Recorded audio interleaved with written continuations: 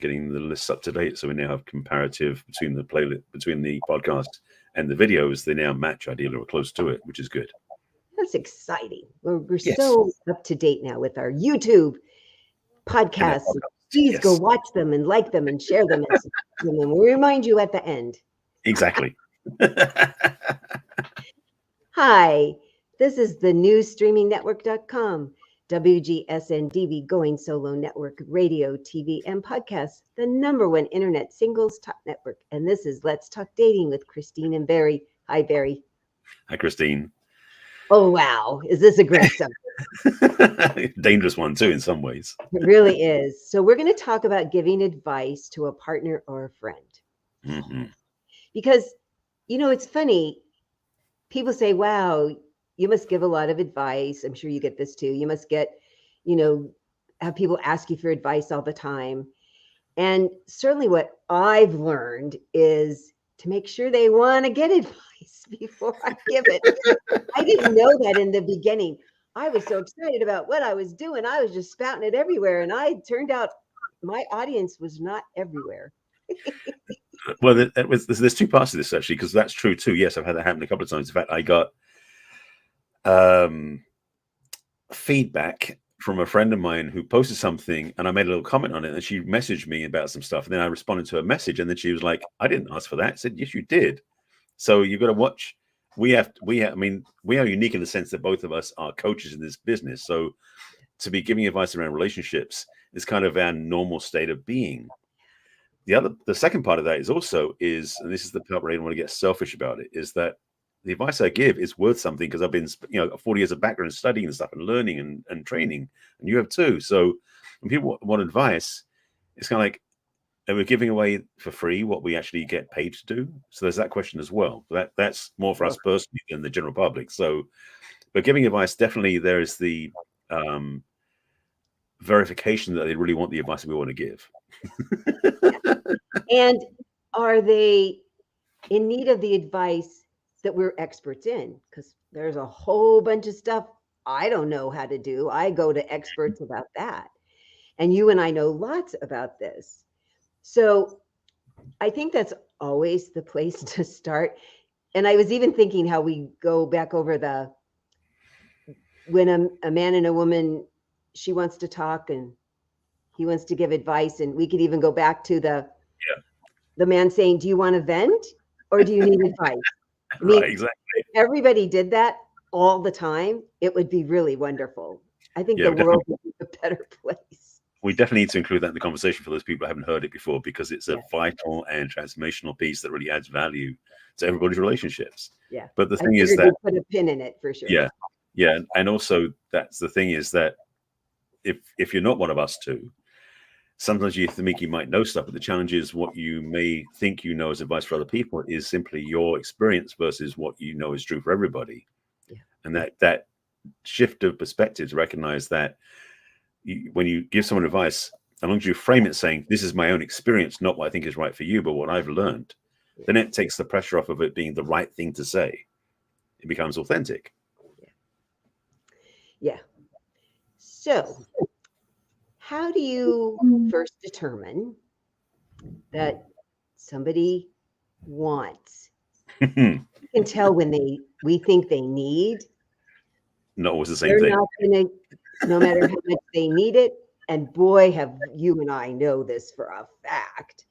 No matter how much they need it, they need to want to hear a different point of view than they have. Because that's what advice is that you might know something, like the problem with your car, it makes this weird noise or it does this weird thing, and you go to somebody and you tell them that and you want them to say, this is what it would take to fix it. I mean, that's a nice, basic, mechanical way of explaining this, because it gets so much more complicated with emotions. First, somebody has to say, I have this problem. That's not enough. No. Sometimes their problem is just, poor baby, you have a problem.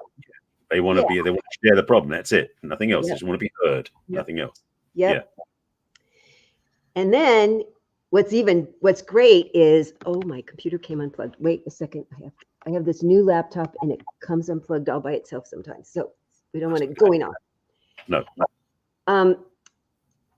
We want to make sure that they, hopefully on their own, say, what do you think I should do? Now, that still doesn't give you free reign. No. It cracks the door, right? And I have to tell you, that doesn't happen very often, but it's really terrific when you're just out in the world and somebody says, what do you think I should do about that? I mean, that is like, okay.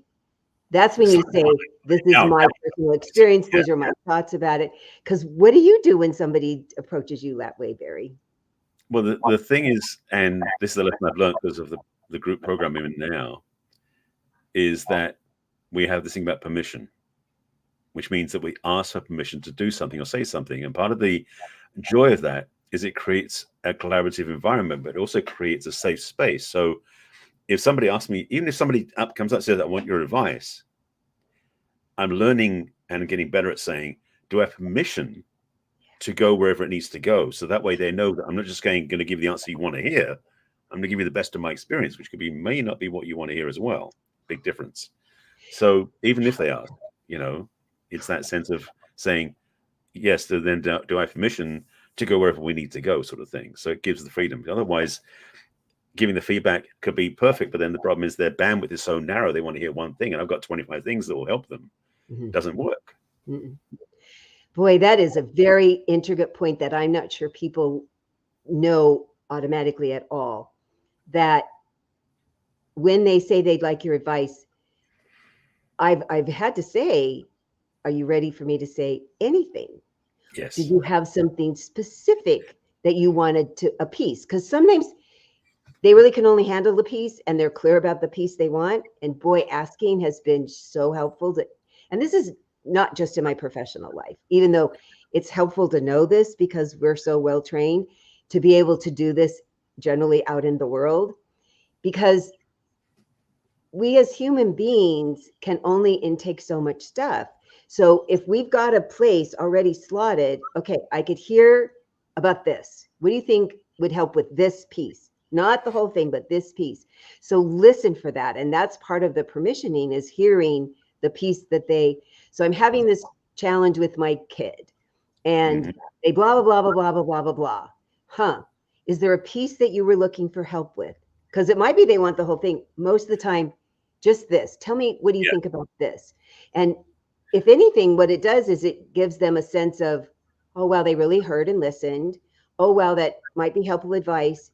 And now you might have the trust factor increase that they'll ask you for, well, what do you think I should do about that?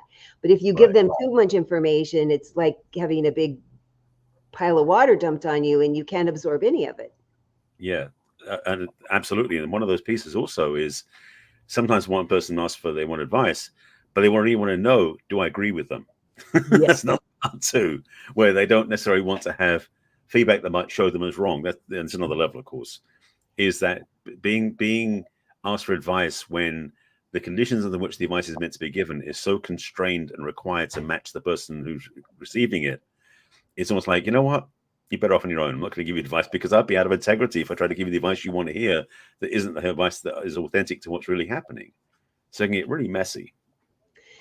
Oh boy, that integrity thing. So when I've been confronted with that, I'm like, I can really see and appreciate why you think that's the right thing.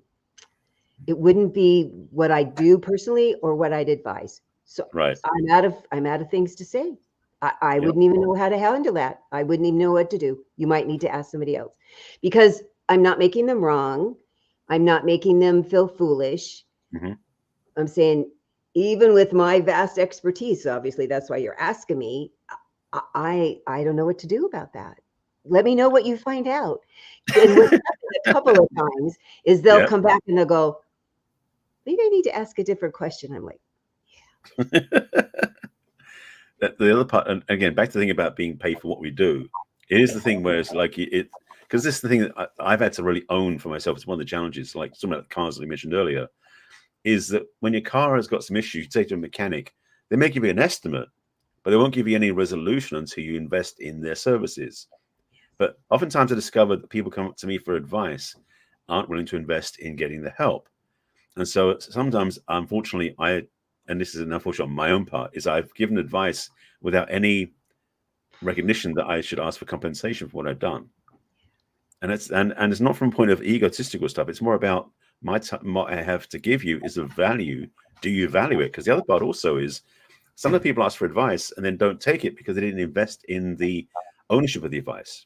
That's And that's the thing about working with us as coaches. Like, people pay us to do the work with them because that way they're invested, so they will get value from the results they get because they've already invested to get those results. Yeah. Whereas some people just say, what do you think of this? And you give an answer, they may throw it out the window. They don't care about it because they're not invested in it. People often don't value things they get for free, which is sad, no matter how valuable the thing is. I mean, I've had people tell me, I paid for courses and I do them, and I get courses for free and I don't do them. I mean, it's kind of part of human nature that there has to be an intrinsic value. You have to really perceive a value. And in our commercial society, it's often money. So that's why we charge for our services. Yeah, it's funny. I have a relative who's a dentist, and it's been an ongoing thing that he'll be at some social gathering and somebody wants to go up and have him look at their, he's like, make an appointment. But it's just making a, I mean, it's the last place you want to go look in somebody's mouth in a party. And it's amazing how many times it's happened to him over the years. He's been a dentist for a long time.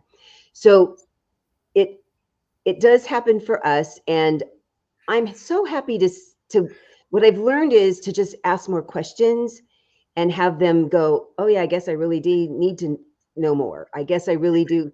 Because the other thing is, which is why they want to give an estimate for your car till they look in, or that a doctor wants to examine you before they give you medication. Right. We don't really know. And even though it's your person, your body, your feelings, there's often many more layers that you and I need to go through, that you and I need to question, that because of our training, our expertise, our many years of doing this, we just know the right questions to ask. And one of the things I learned when I was brand new at this was, because you and I both offer a conversation with people for free, because I tell them it's like a first date. If we don't like each other, we're not going to move on, because I need to like you as much as you like me. You need to trust me. I need to trust you. And when I first started talking to people, I would tell them so much stuff on the phone to show them how smart I was and how I could really help them. And they'd leave going, well, I know everything now, which was such a disservice. Oh, God, yeah. I really learned what a disservice that was, because if they say no, because not very many do after that conversation, but if they say no, it's because they had all the information to say yes or no. Mm-hmm. And when I did it the other way, they really didn't have enough information. Right. So that's when you have somebody that comes to you, it's a trust. It's really a trust, I think, for them to ask you, to tell you something personal and to ask you for some assistance, some advice, some consideration, to really give it your best shot and ask questions. Don't just assume you know the whole story when they just say it. Right. So whether you're going to give advice to a partner or a friend or a family member, you have to, it's imperative to never assume. Because I did it in the beginning and it was not a good thing for either of us. I had people walk away that really could have used my service. I didn't sign very many people in the beginning. And it made me sad because I'd hear their problem. But I wasn't helping them see that we couldn't just solve it in this short conversation on the phone. Right. And I think you need to do that when you're doing that with a friend. So if somebody's asking you for advice, I'm implying and going to be more emphatic, set aside some time.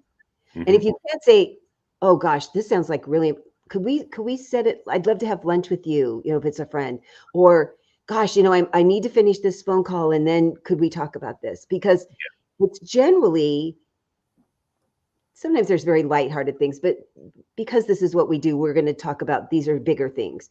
Yes. It's important to give them your undivided attention and to make it available to have a true back and forth conversation. It's not just, this is my problem, shoot me the answer. Yeah, that's the thing. I mean, it can be, if it's a math problem, sure, no problem. It's like, give me the time, I'll send it back to you later on. But this sort of the counseling, the work we do, the coaching and the guidance, it requires us to be fully present. So it's a service to our work as well as a service to them if we don't take the time to focus on that and make that time available in a proper structural way. So I agree with you totally. It's the thing that for me is challenging because I'm always, and it's one thing I have to really had to learn how to manage better, is that because I'm built in like to be a helper, to be of service to other people, the reflexiveness to be like, oh, you got a problem, let me drop everything and fix it. Well, it's like the problem is that I don't actually do that, because even though I drop everything, my mind's still invested in what I'm still doing.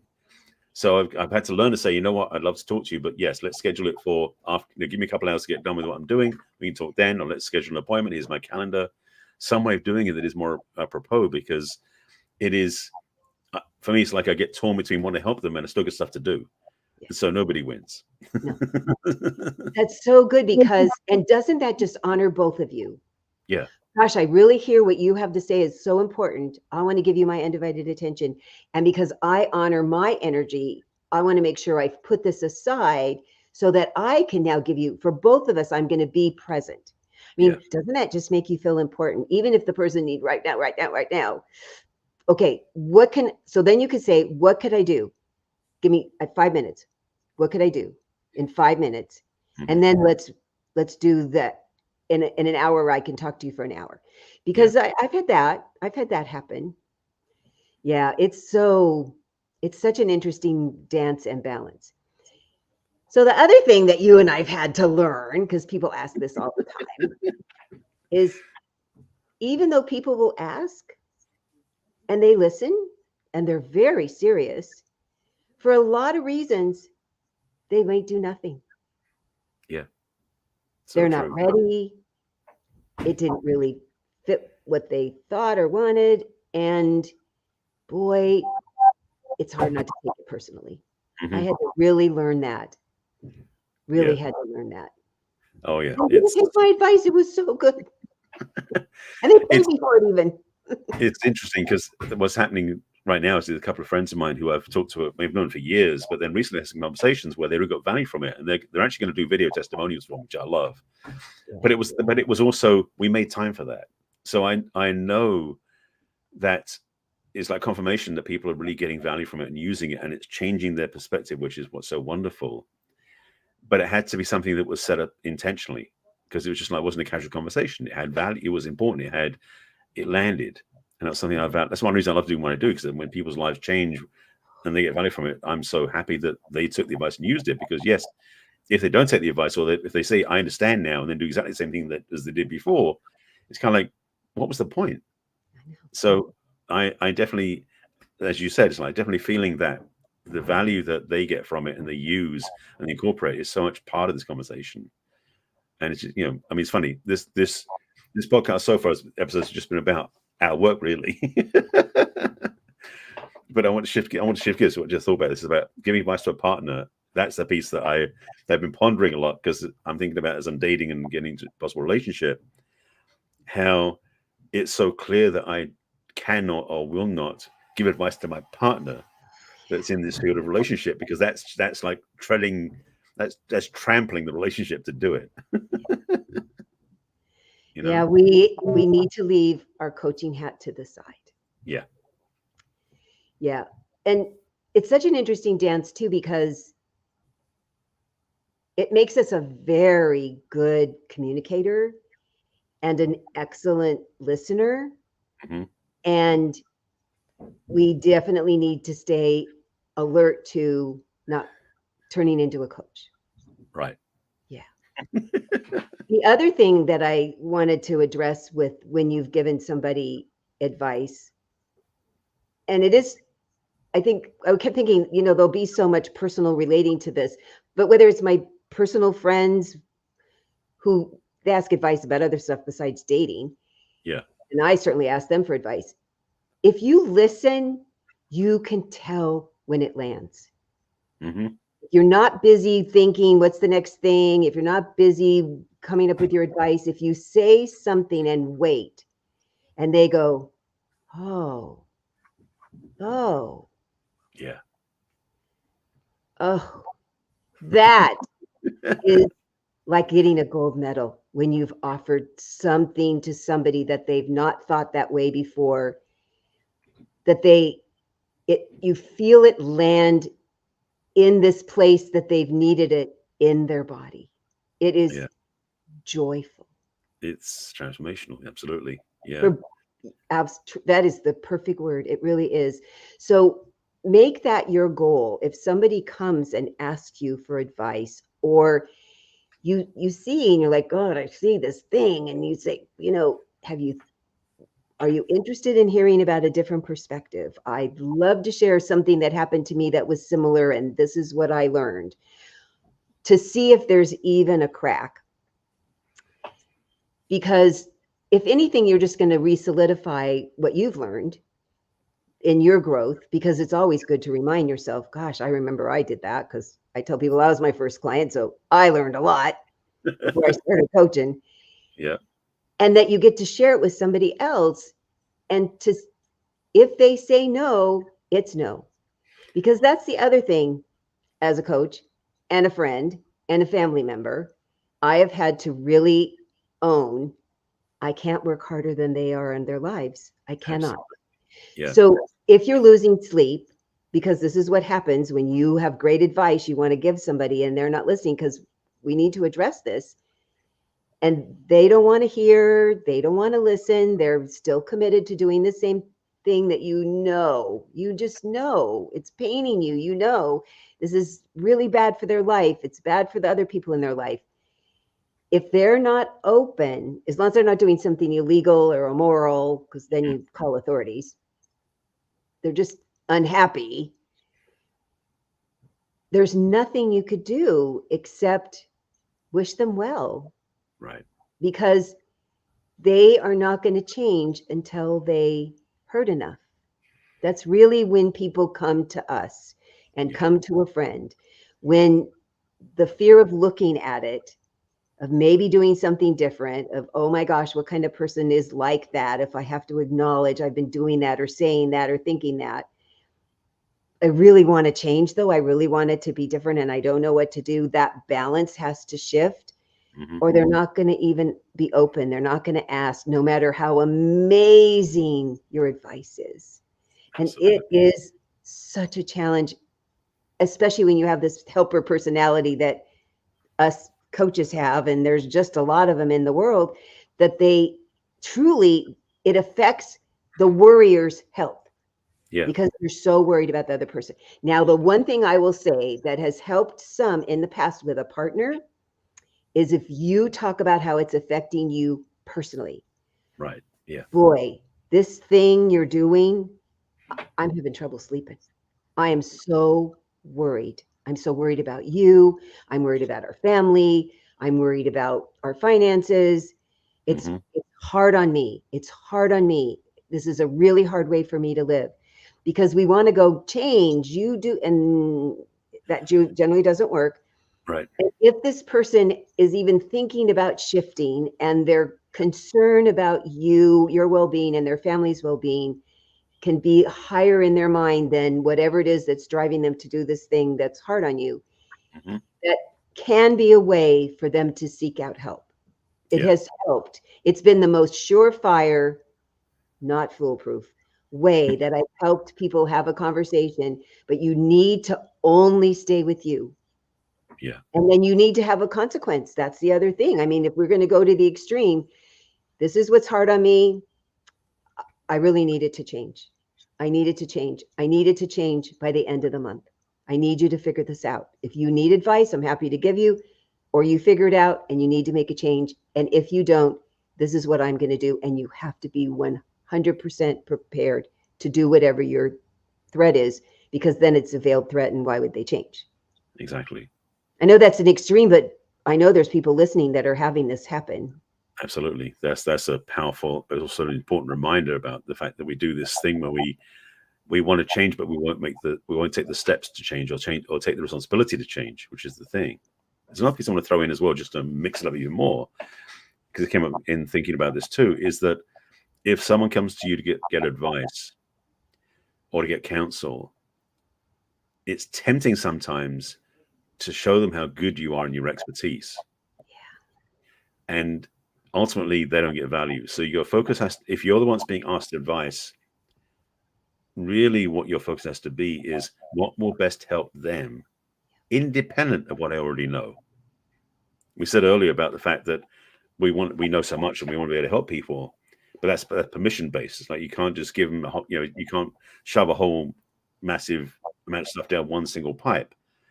But at the same time, if that person is asking for advice and you know how to give the advice to them, give them back what they need if they're not willing to expand. Not try to show how good you are because you know so much stuff. It's like you got to find the way to walk that line from a place of integrity and also not a place of ego, so you can be in a healthy way to serve. Yep. Another thing, one of the ways to confirm that is, when I'll say something to somebody about have a conversation in this way or use your words this way, I go, practice on me. I want to hear, did what I say land with you? Yeah. Tell me back what I said, because we learn better when we hear and then we repeat. And so Absolutely. If you give advice to somebody, say, what did you hear? It sounds like you really liked it. Tell me what you heard. Because they'll internalize it even more. Or they might repeat back completely different, which certainly happens because as human beings, we're thinking other things while we're getting this great advice that we asked for or paid for. Yeah. And we can go, oh, well, I can see why you heard that. And how did that land for you? Because sometimes it was even better. And then be like, but I was a little confused by that. Oh, because they won't always say. So then I'll say, well, this is what I really, because I'm always checking in to see if they're confused. But this is part of the beginning part of, well, just say it back to me. Because especially somebody brand new, we're still getting in our rhythm with each other. It's such a fun thing to go back and forth because it's weird what happens to words between people's mouths and ears. I mean, couples have this happen all the time. It's like there was some static thing that happened. I don't know what happened, but that is not what I thought I said or what I really did say. So when you're giving advice, ask them to say it back to you. Absolutely. To see, did they hear what you meant to say? Yeah. That's kind of why the game Postman works so well in parties, because people at the end of the circle don't have a clue what was said at the beginning. So it breaks down it quickly. So yeah, absolutely, such a key thing in my master's program. We took the degree. One of the skills we learned was called perception checking. Did I hear what you said the way that I think you intended it, or the way you said it, so I know that what I got was received, and so what you said was received by me too. So as the recipient, definitely it's good, but as the person giving the advice, to verify with the person who heard you that what they heard you was what you said. Absolutely key. Yeah, definitely agree with that one. It's a powerful skill to learn and remember. And then sometimes I'll say, so would you like me to give the advice to when I'm with a friend or, somebody that isn't always a client? Yes. Do you want me to give you this advice as a boss, as a friend, as a colleague? Because sometimes people have in their mind a tone. And I sometimes want to check in and see, are you expecting a tone, a different tone? Right. And then do you just need the bottom line? Do you need more details? And if I give you the bottom line, then I'll ask you if you want more details. There's so much more to this than I think people ever imagine when they're busy giving advice. Yep. They want it done. They want to just, here's the problem, here's the solution, like a math problem. But there isn't that when you're talking to people about their emotions, because that's what we're talking about, emotions and challenges that people are having with other people. Usually that's what they want advice about, that my life is not going well with this person who I work with or live with or associate with. How do I make it smoother? How do I feel more understood? How do I feel more cared about? How do I feel more cared about? Let them show them I feel more cared about them. And that's often the kind of advice we're talking about here because it's what we talk about. So Absolutely. Finding out if they have expectations about what you're going to say about a tone or quick or slow. I think that's because even if we don't know, we know. When we ask for advice, we have kind of an idea. So ask, what were you thinking? Check in with them.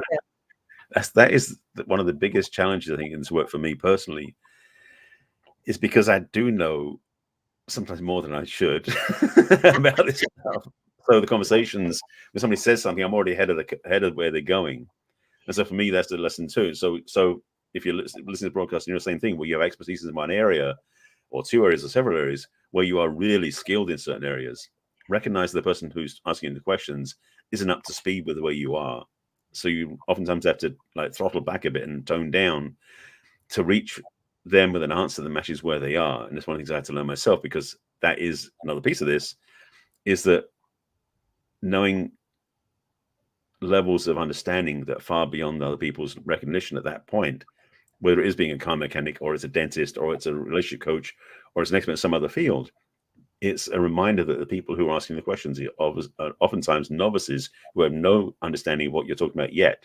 So, the term layman's terms is key in this conversation too, in terms of also layman's language, so that what you're saying to them is stuff they can relate to, because that is also one of the challenges. And again, back to the ego versus service thing, is that oftentimes, and I did this early on, I'm much better at it now, is I'd almost be like saying things because I wanted them to be impressed with how good I was. That ego attachment, which isn't serving them, it's just serving my ego. It's not even serving me ultimately, because people don't want to work with me when I say it that way. So the lesson is to communicate in a way that is of value, but also it's like bite-sized pieces. So really understanding where the person is who asks for the advice, so that we can offer feedback in the language they can hear it, or in the perception, in the size of bite that they can receive. Powerful way to do things too. And it's unhelpful to do it any other way. Yeah. If you want to be helpful, don't do it that way. Mm-hmm. My sister-in-law in her past life wrote technical manuals. And she says one of the reasons people liked her to write the manuals is she would remember to tell where the on button was, because so many people that wrote technical manuals were way off into all the jazz that you were going to do. And brand new person had no idea how to even turn the computer on, which would be a problem. So we're not saying dumb down. That word kept coming to my head. I said, all right, I'm going to say it out loud. That's not what we're saying at all. Think about the education level in this subject. That's all we're saying. Yeah. So that you could say, gosh, do you know anything about love languages? Mm-hmm. Do you know anything about automatic communication? Do you know anything about, because sadly, in our society, people don't want to look dumb, so they won't ask. Right. God, I didn't understand. I mean, I say that all the time. I have no idea what you just said. Could you explain that more? And I'm in tune to seeing people's faces like that, but so often I watch people just go on, and if you don't understand the beginning, you have no idea what the middle and the end is. So to just check in. So I was going to talk about, do you know what that means? Because I'm so happy to explain it. Or start out with something and they go, oh yeah, I do know that. Okay, we're moving on. So that you gauge your audience, that you show compassion in nobody knows everything about everything. So find out where they live in this subject and if they're coming to you, it's because they have some sort of angst or uncomfortableness or pain. So be careful about that too. Because if you got all that emotion in your head, you might know something and then you forgot you knew it. So be kind and gentle and not. Well, it's the thing about having the sense of being really there for somebody where they are versus where you come from, is what you've created for them is you have this place where you are offering your hand in compassion, and you have a space that's more caring again about them versus yourself. And that gentleness, that approach is such a gift, because even that, without even the teaching, just having that energetic space you hold for somebody else can be the healing agent, that they will actually feel so cared for without any of the words you said to them, that they just feel transformed by that experience alone. So sometimes as your friend, as the guide to somebody else that you're hanging out with, regardless of what work you're in, just being the compassionate ear, that again, that listening and perception checking, make sure you're hearing them, maybe all they actually need. They may not need the actual advice. Mhm. And so recognizing that isn't necessarily about being the wisdom keeper that you're going to give them what they need to hear. It's about being the energetic holder of space and being the compassionate, kind, caring person that you are. So the person feels comforted. Simple as that. Because that's the big piece of it, Yeah. that somebody just listens, period, and that they hear, and that they might actually tell you something that you didn't know that was helpful, Mm-hmm. is like a full circle. It's not one piece of the pie. So we will circle around about how men and women communicate sometimes, because I did bring it up at the beginning and you were so Yes, kind to say, make sure to talk about it. yeah. So men love to solve problems, and they love when somebody solves their problem. If you go ask a question, you want an answer right now. And generally, we women don't work that way, especially if we have a lot of emotions going on. So you feel better as men when you get an answer right now. Right. Here's my Yes. problem. Give me the answer. We feel better because we got to talk about it. We're going to Yeah. talk about how we feel about it, how we felt Mm-hmm. about what happened and the person that said it and what happened over time and how that made us feel then and what we feel now. And you're looking for the problem, you're looking for the point, and you're going to jump in and give us the solution. And that's not going to make us feel better. You want to No. make us feel better, but that's not it. Right. Absolutely. It couldn't be farther from the truth. And every man and women that I can picture you all watching, and when I have a big group of people, they're all nodding because everybody gets this, because everybody's in the same boat on their side of the boat. Yes. So what happens when we come and we're all emotional and upset is the best job for a man to do is just listen, listen, and let us just expound and talk, and don't look for the point and don't look for the fix. Just let us talk, because we're going to feel better. Your goal is to make us feel better. We're going to feel better when we get done emoting. Now, if before that happens, you're in a relationship and you could have this logical conversation before there's all this emotion happening, you could say, hun, I learned as the guy, there's times you might just need me to listen. And there's times you might want advice. So next time you get upset and you have something you want to tell me about, would it be all right if I said, do you just need to vent or do you need a solution? There you go. And now you have an agreement. And so Yeah. the next time she comes in the traffic and the mother and the kids and the blah, and you can say vent or advice, because Yeah. a lot of times it's vent. It just is. Yeah. And then you get to sit back and go, oh yeah, wow. And no, you're helping. And then when we're done, our job, we had the agreement before, we're going to say, thanks, I feel better. I feel better. I do feel better because you listened. Thank you so much. And then we might actually say, what do you think I should do about it? And you're like, oh, I get to give advice. Yes, like rubbing And hands together. both people, because both people would just get so frustrated doing it the old way, and both people feel better if you do it this way, right, Barry? It is so transformational. I had to learn this one the hard way too. And the thing about it is it, even though I know this now and I teach as well, same as you, and definitely understand this, the temptation is so strong still, because it's what it's like as men, we're wired that way. It's almost hardwired. So to undo or to turn that switch off and say, you know what, I don't need to give advice, just need to sit there and hold space and be that kind, compassionate holder of space for my partner so she can vent, is a new skill to learn. And yes, having the agreement ahead of time, high recommendation, definitely, if you're in a couple, is to make sure that you both understand, because it is generally, to say ahead of time, the masculine and feminine energetic it generally lines up with gender, but it's like there's variability. But most of the time, it's women don't want to have their partner fix them. They just want to be able to vent it out and get it out of the system. Whereas the male partner is usually like solution oriented, fixing problems. That's their troubleshooting, because that's almost like validation. It's like we prove our worth by fixing things. When you don't want us to fix you, we think something's wrong with you or us, and we don't know what's going on. So have that conversation ahead of time is so strong and so clean. It's awesome. And I want to reassure every man whose head gets hot when I teach them this. I have some to this day, they still go, I don't understand why it works. I go, it's really okay. And they keep going, it works. I go, I know, but I don't understand. I go, it's okay. Just keep doing it. Because they keep saying, it works. She feels better. I go, I know. But you don't need this way most of the time. Yes. 90% of the time, There's times when you guys, you have a lot of shit going on and you really want to talk about it and it works. It's this many. Ours is this many of the time. We need this much of the time. So if you just say, I don't have to understand, I don't have to know why, I want to make her feel better, this does it, okay. Just do it. It's, as you watch Barry's face talk about it. I watch the men I coach face talk about it. They go, it works. I go, it does indeed.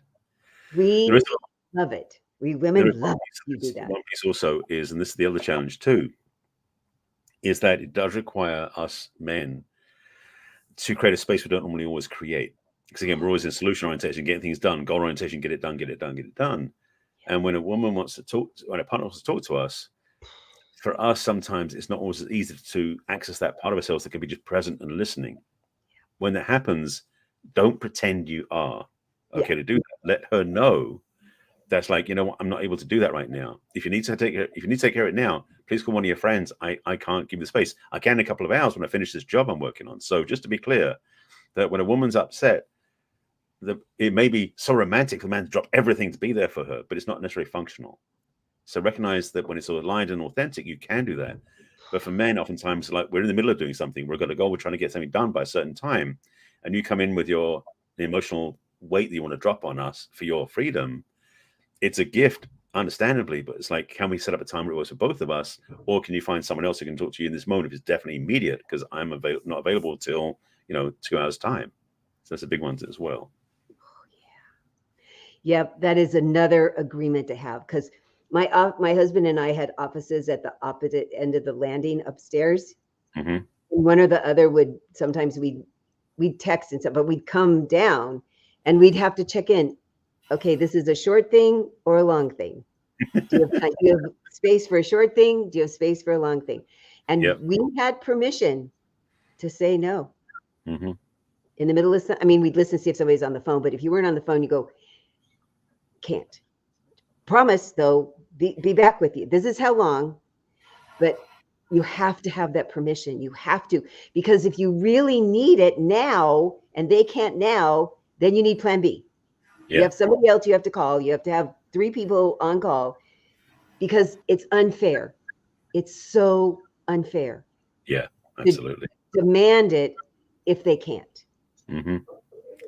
That's not loving for either person. No. So I'm so glad you brought that up about setting limits, because we love your undivided attention, and if we can't have it, it sucks. We know when we don't have your undivided attention. You are so single focused, and we like it. But when it's not on you and you want it at that time, it's not easy. So, and that's one reason why I love this work, but also the challenge is because it changes how we're naturally defined. Because we know, like I said, I know this skill now, so I'm so clear when my clients or with friends, if I'm dating, that's true. But also I've got to be honoring myself to say, you know what, I can't able to do that right now, but I will be able to do it shortly. So you're going to be okay with that, So look at all these conversations you get to have ahead of time. Yes. And if you don't know how to do that, Barry and I would be happy to teach you. We would indeed. What we teach, as you heard. Yes, we have lots of skills. We have lots of skills. And I want you to hear that you know how to do what you do. I'll come to you to have you teach me what you do, but come to us when you don't know how to do this, because we would be so happy to teach you, and you could get really good at it. Absolutely. People say, how come you can say this so easily? I said, because I've been studying this for, as you have, over 30 years, and I say it all the time, personally and professionally. So you can practice and get better at it too, right? We can teach people to get just as good at it. We really can. And I have people that come back going, oh, I'm getting really good at this. I go, I know. You're a smart person. You can learn. So don't feel like you can't just because you haven't. Right. We're happy to teach you. Yes. So yes, how can you reach us in all of our sage wisdom? So the best way to reach me is through my website, which is www.theperfectcatch.com, and click on what's holding you back from love. And that will give you to a questionnaire with just 10 easy questions. And then it'll give you access to my online calendar so that you can schedule a complimentary conversation with me at your convenience. You can also join my mailing list through my website and get repeats of the podcast and hear about all the other exciting things I'm doing in my life. And if you scroll to the bottom of the homepage, you can click on all my wonderful social media icons. I'm so excited about that. You're welcome to also send me a personal email at christine@theperfectcouch.com and tell people how to reach you, Barry. Well, thank you for asking. So similarly to Christine, I have a website and email and everything else. My website is my name, which is barryselby.com. So if you go to that website, the new one's still coming. My designer and I got doing some final polishing. So by hopefully end of April, finally, after 8 months of this, it should be done. Anyway, my current site still works. If you go to my homepage on the website, at the top, there's a link to take a next step, which is a complimentary discovery session with me, when we have a quick chat about it. That may be changing to a paid one. I'm coming back to the conversation with my coach. We've been discussing it this last week, and this coming week we're having another conversation. So if you want to get in before it goes up in price, which it might do, reach out now and get on my calendar so you can get a free conversation with me, see where you are, where you want to go. Just letting you know ahead of time. See, preemptive.